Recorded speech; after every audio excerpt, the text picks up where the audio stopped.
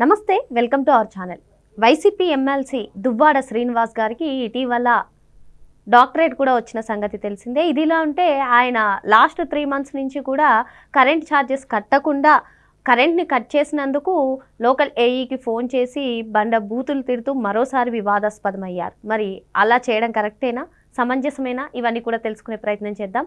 దీన్ని పూర్తిగా విశ్లేషించడానికి మనతో పాటుగా ఉన్నారు జనసేన నాయకులు లక్ష్మీకాంత్ గారు. సార్ నమస్తే. సార్ దువ్వాడ శ్రీనివాస్ గారికి ఇటీవల డాక్టరేట్ వచ్చిన సంగతి తెలిసిందే సార్. ఇదిలా ఉంటే ఆయన లాస్ట్ 3 months నుంచి కూడా ఆయన ఇంటి కరెంట్ బిల్ కట్టకుండా ఉన్నందుకు కరెంట్ కట్ చేశారండి సార్. మరి వాస్తవంగా ఎవరికైనా సరే కరెంట్ ఛార్జెస్ కట్టకపోతే ఆ విధంగానే కట్ చేస్తారు కదా. కానీ ఆయన లోకల్ అంటే టెక్కలికి సంబంధించిన ఏఈ ఈ పని చేశాడని, ఆయన కూడా ఒక దళితుడు అంటే సార్, మరి ఎందుకని ఆయన కరెంట్ కట్ చేసినందుకు గాను ఆ విధంగా బూతులు తిడుతూ మాట్లాడారు? ఇది కరెక్టేనా? మీరేమంటారు? నేను ఇందాక విన్నానండి అదే రికార్డు. దువ్వాడ శ్రీనివాసుకి నోరు దురుసని తెలుసు, కానీ ఎవరి మీద వాడి మీద పడితే అరుస్తూనే ఉంటాడు. సర్లే, ఇంతకుముందు ప్రభుత్వం వాళ్ళు ఉంది కదా, ఇష్టానుసారంగా ప్రవర్తిస్తున్నాడు, వాళ్ళ మీద వీళ్ళ మీద దాడులు చేస్తున్నాడు అనుకుంటే, ఇప్పటికీ 11 సీట్లకు పడిపోయినా కాకుండా సిగ్గు లేకుండా మళ్ళీ అదే ప్రతాపం అదే దురుస్తనం ఉంటే ఇంకా ప్రజలు ఎదురు తిరగాల్సి వస్తుంది. ఇక్కడ ఇంతకుముందు పవన్ కళ్యాణ్ గారిని కానీ చంద్రబాబు నాయుడు గారిని కానీ ఇష్టానుసారంగా మీడియా ఉంది కదా అని తెగవాగాడు. ఇదే దువ్వాడ శ్రీనివాసు ఒకటి గుర్తుపెట్టుకోవాలి. అంటే గురువింద గింజ అంటాం మనం, దాని నలుపు ఏంటనేది దానికి తెలియదు.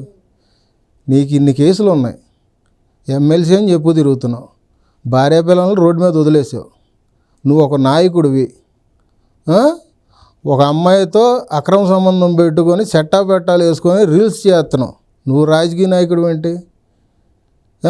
నీ ఇష్టానుసారంగా నువ్వు ఏ విధంగా మాట్లాడుతున్నావు ఏఈని పట్టుకొని? అంటే నువ్వు ఒక ఎమ్మెల్సీ అని నీకు ఏ విధంగా అహంకారం? ఇవాళ రోజు నువ్వు ఏ తప్పు చేయనోడు అయితే నువ్వు గ్రానైట్ బిజినెస్లు ఎందుకు ఆప్ చేసినట్టు? కూటమి ప్రభుత్వానికి భయపడి. పైగా పవన్ కళ్యాణ్ గారు విషయంలో మొన్న ఈ మధ్య వాగుడు వాగాడు. పవన్ కళ్యాణ్ గారు చంద్రబాబు నాయుడు గారు పవన్ కళ్యాణ్ గారికి 50 కోట్లు ఇస్తున్నారని చెప్పు తీసుకొని కొట్టేలాక ఇట్లాంటి మనిషిని ఏ గారు ఆయన గౌరవించి ఊరుకొని ఉంటాడు నాకు తెలిసి టెక్కల్లో. ఇంతకుముందు ఇట్లాంటి నోరు పారేసుకుంటేనే మా జన సైనికులు కార్యకర్తలు వెళ్ళి ఇంటి మీద దాడి చేస్తే బాత్రూంలో దాక్కున్న శుద్ధ ఎదవ వీడికి ఎందుకండి వయసు అయిపోయినాడు కృష్ణారామ అనుకొని పిల్లల్ని డాక్టర్ చదివించుకుంటున్నాడు, మంచి భార్య ఉంది, వాళ్ళని వదిలేసి ఆయా అమ్మాయితో ఎవరితో అక్రమ సంబంధం పెట్టుకొని ఇప్పుడు నేను రాజకీయ నాయకుడిని అంటే అట్టగా ఒక వేస్ట్ ఫెలో దువ్వాడ శ్రీనివాస్ అనేవాడు. దువ్వాడ శ్రీనివాస్కి ఒకటే మాట చెప్తున్నాం, నీ నోరు దురుస్తనం వల్లే రేపు రానున్న రోజుల్లో నీ మీద కేసులు బుక్ అయినాయి. నీ మీద ప్రతి పోలీస్ స్టేషన్లో కూడా ఇంకా బుక్ చేస్తున్నారు, ఎఫ్ఐఆర్ ఫైల్ అవుతుంది. చట్టం ప్రకారంగా నువ్వు దోషివే, నువ్వు ఖచ్చితంగా నువ్వు శిక్షార్హుడివే. నీ నోరు ఏదైతే ఇష్టం వచ్చినట్టుగా నువ్వు మాట్లాడావో, కూటమి ప్రభుత్వంలో లోకేష్ గారిని కానీ చంద్రబాబు నాయుడు గారిని కానీ పవన్ కళ్యాణ్ గారిని ఏ విధంగా నోరు పారేసుకున్నావో, మొన్న బోరుగడ్డ అనిలు సోషల్ మీడియా వేదికగా ఉందా కానీ భారతీయ నా వెనకాల ఉందనో ఎర్రవీగిన వర్ర రవీందర్ రెడ్డి అంటాడు. కానీ వాళ్ళకే కాలం ఎటువంటి కర్మ అనుభవిస్తున్నారంటే వాళ్ళ రోజున జైల్లో, నువ్వు కూడా రేపు పొద్దున అదే కర్మ అనుభవిస్తావు.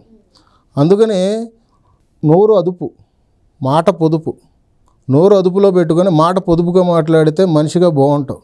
ఇదే కంటిన్యూ అయితే కనుక రేపు పొద్దున్న జనాలే తిరుగుబాటు చేసి నిన్ను బడితి పూజ చేసి నిన్ను మూల కూర్చోబెడతారని చెప్తున్నాను. సార్, అసలు టెక్కలిలో నువ్వు ఏ విధంగా ఉద్యోగం చేస్తావో నేను చూస్తాను అన్నట్టుగా కూడా తెలుస్తుంది సార్. అలాగా ఒక ఉద్యోగిని బెదిరింపులకు పాల్పడితే అసలు ఏ విధంగా చూడాలి సార్? అదే నేను చెప్తున్నా కదా, డబ్బుందనే అహంకారం, నన్ను ఎవరు ఏం చేస్తారులే అని ధీమాతో మనిషి ఇష్టానుసారంగా మాట్లాడుతున్నాడు. నేను అందుకనే అంటున్నా, టెక్కల్లో నన్ను ఎవడేం చేయడు, నా వెనకాల జగన్మోహన్ రెడ్డి అని అనుకున్నాడు. అందుకనే కదా అంత హత్యా రాజకీయాలు ఉండబట్టి ఒక దళితుడిని చంపేసిన తర్వాత జైలుకి వెళ్ళి తర్వాత అదే జగన్మోహన్ రెడ్డి పక్కన నిలబడినందుకే కదండి అట్లాంటి వ్యక్తులు హత్యా రాజకీయాలు ఉండబట్టి దౌర్జన్యాలు చేయబట్టే కదా 151 సీట్ల దగ్గర నుంచి 11 సీట్లు పడిపోయారు. వీళ్ళు ఇప్పుడు కూడా బుద్ధి తెచ్చుకోకపోతే ఎట్లాగండి? వీళ్ళు ఇప్పుడు కూడా మారకపోతే ఎట్లాగా?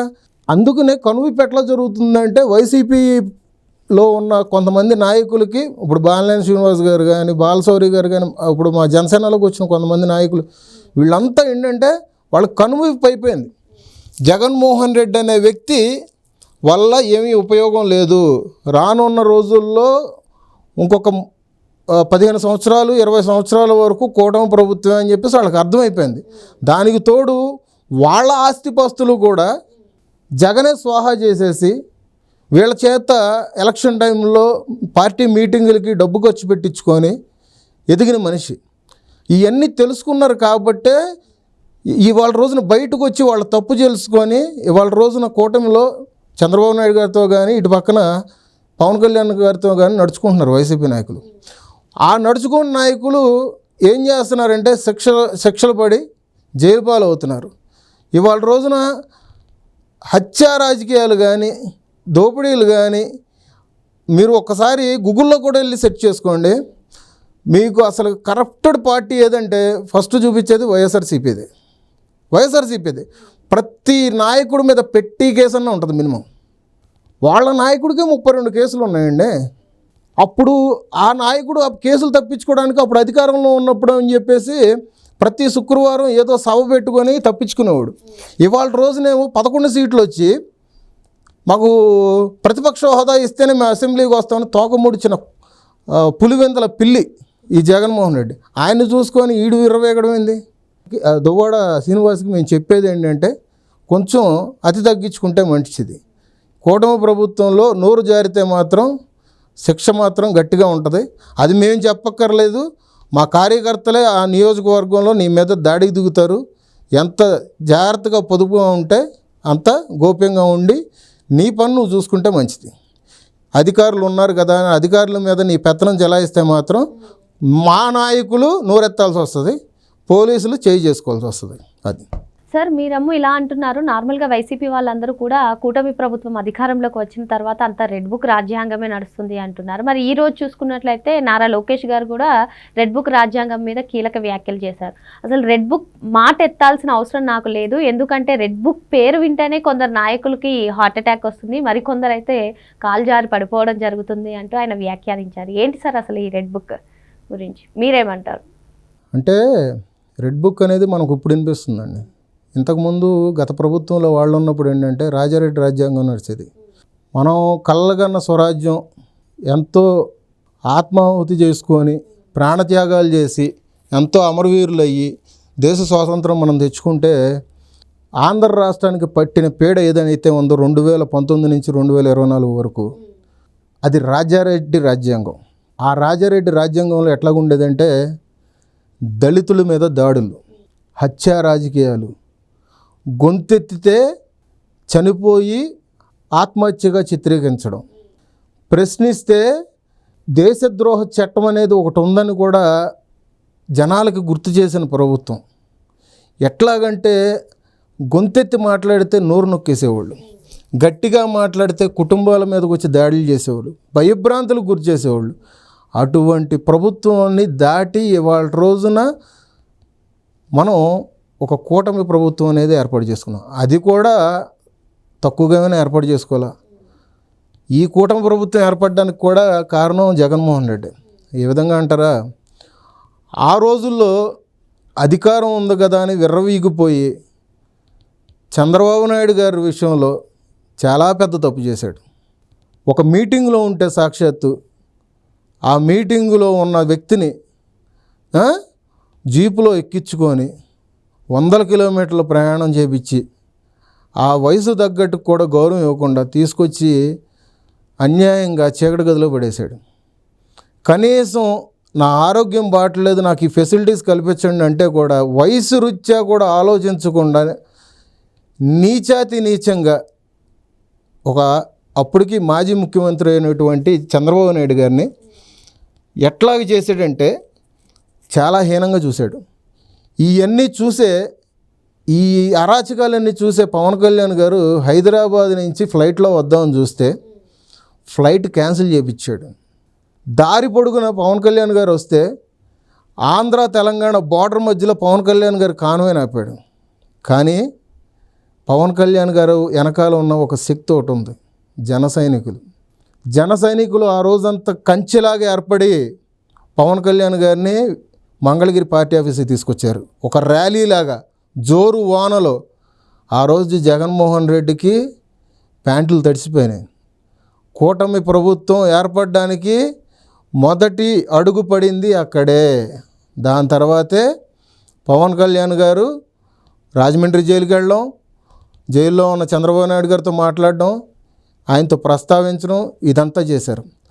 ఆ రోజు లోకేష్ గారు అప్పటికి కూడా కార్యకర్తల మీద జరిగిన దాడుల్ని కానీ, టీడీపీలో పనిచేసే కొంతమంది వ్యక్తుల్ని చంపడం కానీ, ఆ రాజారెడ్డి రాజ్యాంగంలో జరిగిన దానికే ఒక రెడ్ బుక్లో ఆయన పేర్లు రాసుకున్నాడు. ఎవరిని ఊరుకోరైనా. అంటే మనం ఒకటి అంటామండి, గాంధీ గారు లెక్కన ఒక చెంప మీద కొడితే ఇంకో చెంప చూపించే రకాలైతే ఇప్పుడు ప్రజెంట్ ఎవడు లేడు. అట్లాగని అధికారం ఉంది కదా అని చెప్పేసి మన ఇష్టానుసారంగా అయితే మనం ప్రవర్తించం. ఇది ఎందుకంటే ప్రజల్ని ఎన్నుకున్న పార్టీలు, కూటమి పార్టీ 164 సీట్లు ఇచ్చారు. వాళ్ళ దౌర్జన్యాలు చూసే వాళ్ళని 11 సీట్లకి ఏర్పాటు చేశారు. వాళ్ళు అట్లా నిర్ణయించి వాళ్ళని కూర్చోబెట్టారు. దేవుడు దిగొచ్చినా కానీ జగన్మోహన్ రెడ్డి అనే వ్యక్తే పార్టీలో ఉంటాడేమో కానీ రేపు రానున్న రోజుల్లో 11కి మించి ఒక సంఖ్య కూడా పెరగదు. ఈ రెడ్ బుక్ రాజ్యాంగం అని వీళ్ళు మాట్లాడుతున్నారు చూసారా, ఈ రాజ్యాంగంలో లోకేష్ గారు ఏ పేర్లు అయితే రాశారో వాళ్ళంతా శిక్షార్హులే. ప్రతి ఒక్కడికి కూడా తగిన గుణపాఠం అయితే ఉంటుంది. ఈ రెడ్ బుక్ అనేది కూడా రేపు రానున్న రోజుల్లో మంచికి ఉంది, చెడుకు ఉంది. ఆ రోజు దౌర్జన్యాలు, దోపిడీలు చేసి ఎవరు హత్య రాజకీయాలు చేశారో వాళ్ళ పేర్లు ఉన్నాయి. రేపు ప్రజాస్వామ్యంలో ప్రజలకు ఏ విధంగా ఎటువంటి మనం హామీలు ఇచ్చాము, యువగళం అనే పాదయాత్ర చేసినప్పుడు మనం ఎటువంటి హామీలు ఇచ్చాము, రేపు రానున్న రోజుల్లో మనం ఏ పనులు చేయాలి, ప్రతి ఒక్కటి క్షుణ్ణంగా రాసుకున్నారు. అందుకనే లోకేష్ గారు ప్రయాణించినప్పుడు ప్రతిసారి కూడా మీరు గుర్తించండి, ఆయన చేతిలో ఖచ్చితంగా రెడ్ బుక్ అనేది ఉంటుంది. ఎవరు మాట విన్నారు లోకేష్ గారు, రెడ్ బుక్లో ఉన్న దాని ప్రకారంగానే పాటిస్తారు. ఎందుకంటే ఆయన ఇచ్చిన హామీలు నిలబెట్టుకోవడానికి సాధారణ కార్యకర్త నుంచి కూడా, మీరు నిన్న కూడా చూసి ఉంటారు, మంగళగిరిలో ఇఫ్తార్ విందుకి వెళ్ళారు ఒక సాధారణ ముస్లిం ఆయన ఇంటికి. లోకేష్ గారి వ్యక్తిత్వం అట్లాంటిది.